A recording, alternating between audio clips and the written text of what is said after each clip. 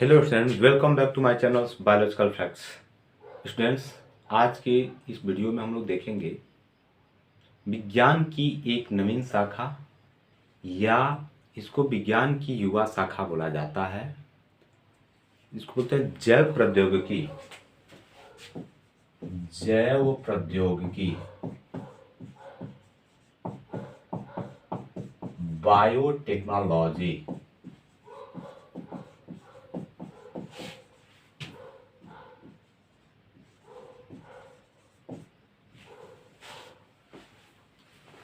Biotechnology शब्द को सर्वप्रथम कार्ल इरके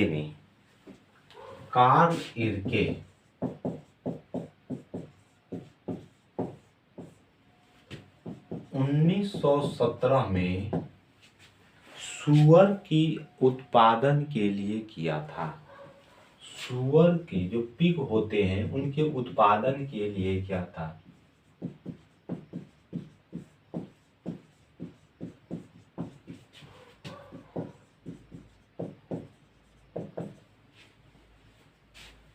बायोटेक्नोलॉजी को परिभाषा रूप में ये बोलेंगे कि बायोटेक्नोलॉजी या जैव प्रौद्योगिकी विज्ञान की एक युवा शाखा है, क्योंकि इसने मानव कल्याण के लिए अनेक कार्य किया है। इस शाखा के अंतर्गत या जैव प्रौद्योगिकी के अंतर्गत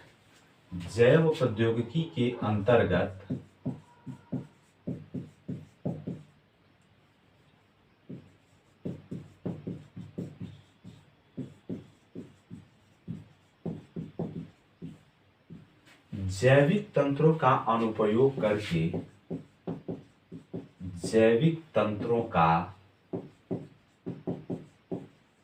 अनुप्रयोग करके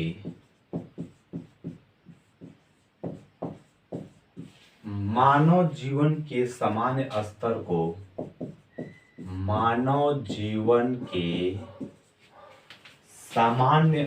को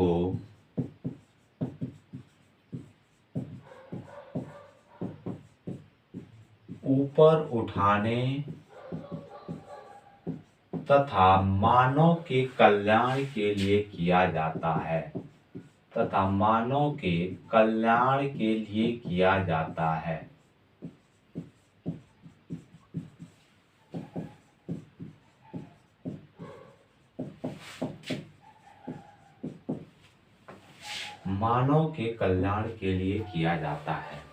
है। दूसरे शब्दों में ये कह सकते हैं कि जैव प्रौद्योगिकी एक शुद्ध विज्ञान नहीं है, क्योंकि जैव प्रौद्योगिकी में जैव रसायन, सूक्ष्म जैविकी, आनुवंशिकी,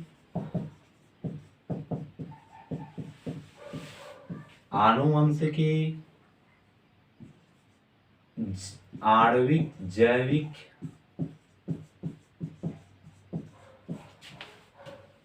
जैविक रसायन,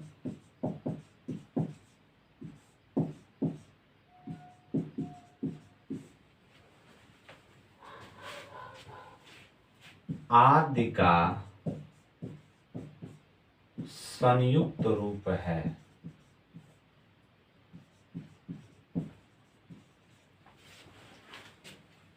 IUPAC के अनुसार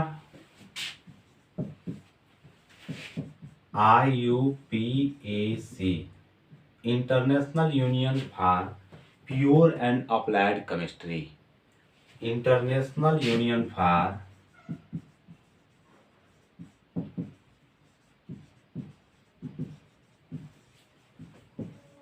प्योर एंड अप्लाइड केमिस्ट्री, इसके अनुसार बायोटेक्नोलॉजी या जैव प्रौद्योगिकी को डिफाइन करते हैं कि इसके अनुसार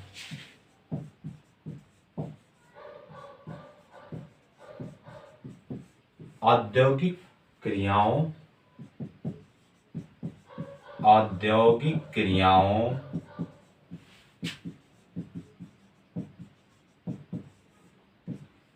उत्पादों तथा वातावरण पर जैव रसायन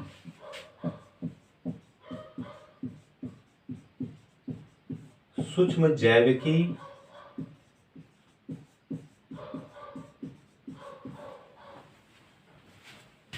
एवं रासायनिक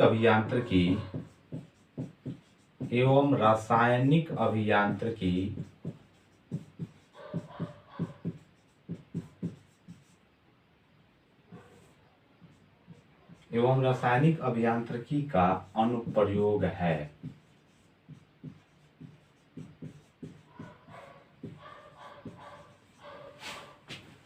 जैव प्रौद्योगिकी या बायोटेक्नोलॉजी शब्द का प्रयोग सबसे पहले कार्ल इरके ने 1917 में सूअर के उत्पादन के लिए किया था। जैव प्रौद्योगिकी विज्ञान की एक सबसे युवा या नवीन शाखा है जो मानव कल्याण के लिए बहुत उत्पाद दिए हैं या बहुत कार्य किए हैं। इस शाखा के अंतर्गत या जैव प्रौद्योगिकी के अंतर्गत जैविक तंत्रों का अनुप्रयोग करके मानव के समान जीवन स्तर को ऊपर उठाने तथा मानव कल्याण हेतु किया जाता है। दूसरे शब्दों में यह कह सकते हैं कि जैव रसायन, सूक्ष्म जैविकी, आनुवंशिकी, आणविक जैविकी, जैविक रसायन आदि का संयुक्त रूप होता है जैव प्रौद्योगिकी, या IUPAC international union of pure and applied chemistry के अनुसार जैव रसायन, सूक्ष्म जैविकी एवं रासायनिक अभियांत्रिकी का अनुप्रयोग होता है जैव प्रौद्योगिकी। यद्यपि देखा जाए सभी परिभाषाओं का एक ही सार है या एक ही अर्थ होता है, जिसमें गहन दृष्टि से यदि देखा जाए तो जैव प्रौद्योगिकी में डीएनए का हेरफेर, जैव प्रौद्योगिकी में डीएनए में हेरफेर को इंग्लिश में आता है मैनिपुलेशन या हेरफेर, या विभिन्न जीवों के विशिष्ट अनुप्रयोग हेतु किया जाता है। विभिन्न जीवों के विशिष्ट अनुप्रयोग हेतु किया जाता है।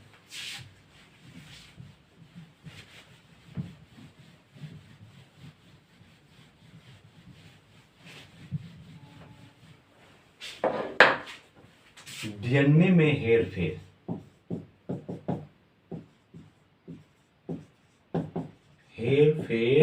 इसको बोलते हैं मैनिपुलेशन। आप ये क्या करते हैं कि डीएनए में हेरफेर या विभिन्न जीवों के विशिष्ट अनुप्रयोग हेतु जैव प्रौद्योगिकी का प्रयोग किया जाता है। यद्यपि देखा जाए तो जैव प्रौद्योगिकी या सूक्ष्म जीवों का प्रयोग ईसा से 6000 वर्ष पूर्व पहले, BC before birth of Jesus Christ, इसको BC लिखते हैं क्योंकि ईसा से 6000 वर्ष पूर्व पहले बेबीलोनिया के लोगों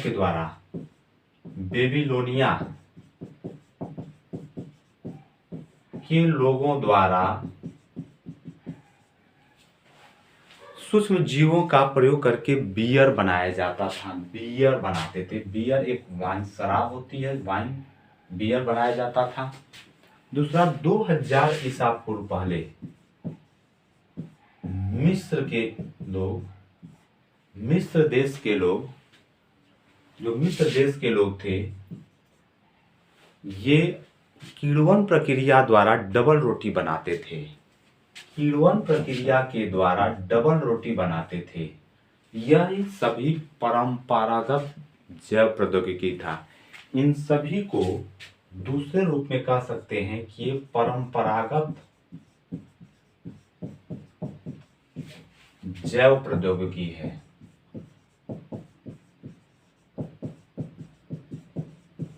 तो आधुनिक जैव प्रौद्योगिकी क्या था? तो आधुनिक जैव प्रौद्योगिकी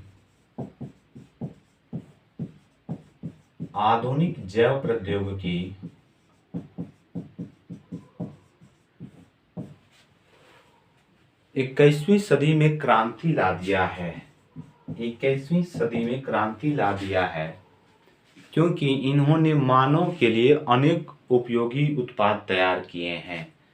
जो कृषि के क्षेत्र में, कृषि, चिकित्सा तथा पर्यावरण के क्षेत्र में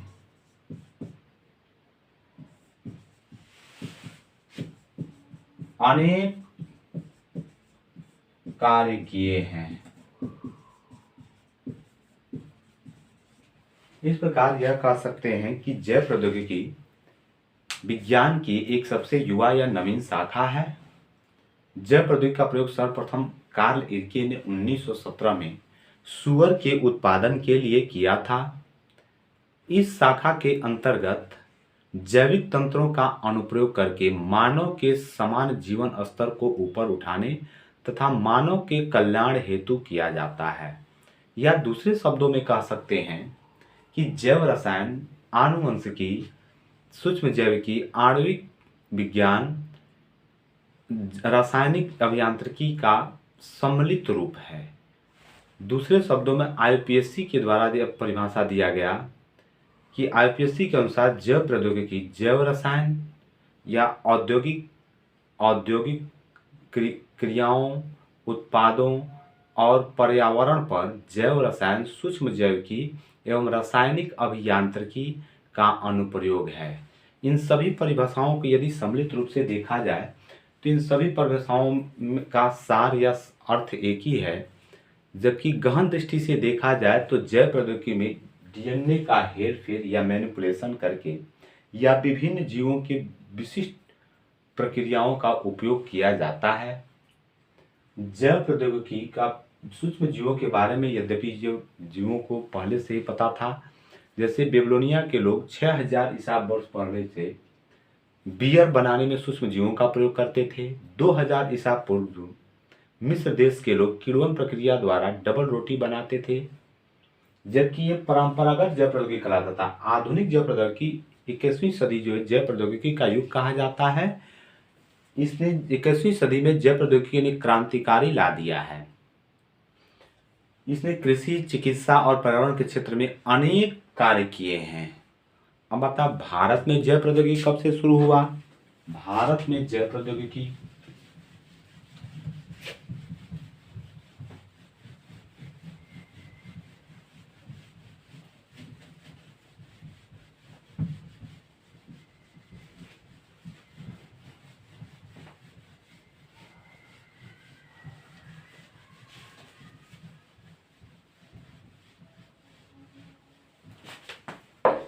भारत में जैव प्रौद्योगिकी बायोटेक्नोलॉजी इन इंडिया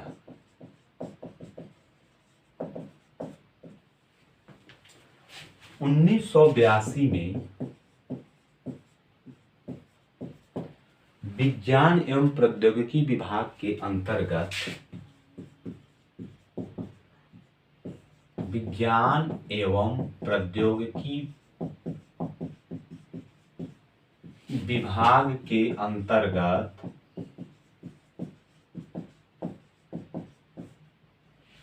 राष्ट्रीय जैव प्रौद्योगिकी निगम की स्थापना की गई थी। राष्ट्रीय जैव प्रौद्योगिकी निगम की स्थापना की गई थी।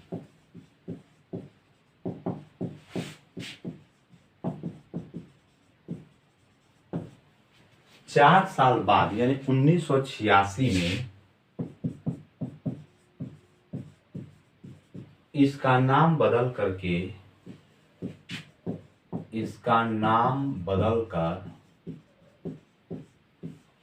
राष्ट्रीय जैव प्रौद्योगिकी कर दिया गया। राष्ट्रीय जैव प्रौद्योगिकी कर दिया गया।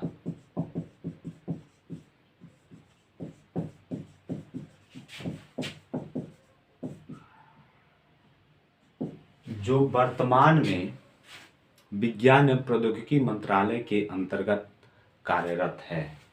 जो वर्तमान में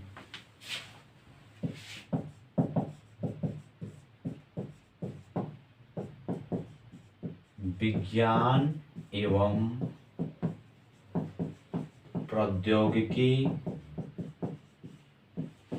मंत्रालय के अंतर्गत कार्यरत है। इसकी कुछ संस्थाएं हैं, जैव प्रौद्योगिकी की संस्थाएं हैं, जैसे जीव विज्ञान संस्थान भुवनेश्वर,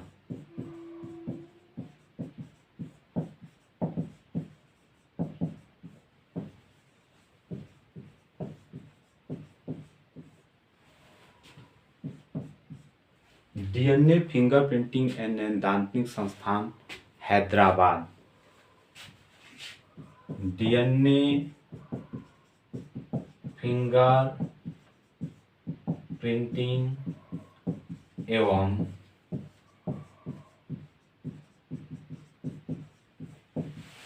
संस्थान हैदराबाद,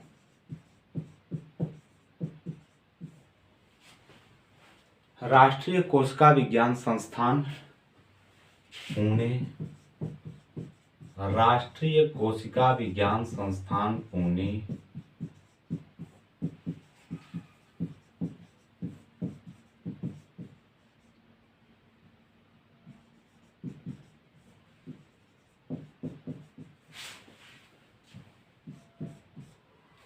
रोग प्रतिरक्षण विभाग, राष्ट्रीय रोग प्रतिरक्षण विभाग नई दिल्ली है, राष्ट्रीय रोग प्रतिरक्षीकरण विभाग नई दिल्ली, राष्ट्रीय रोग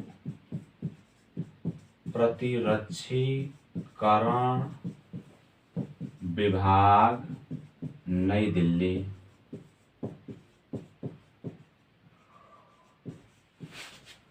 आदि इसकी संस्थाएं प्रमुख हैं। धन्यवाद।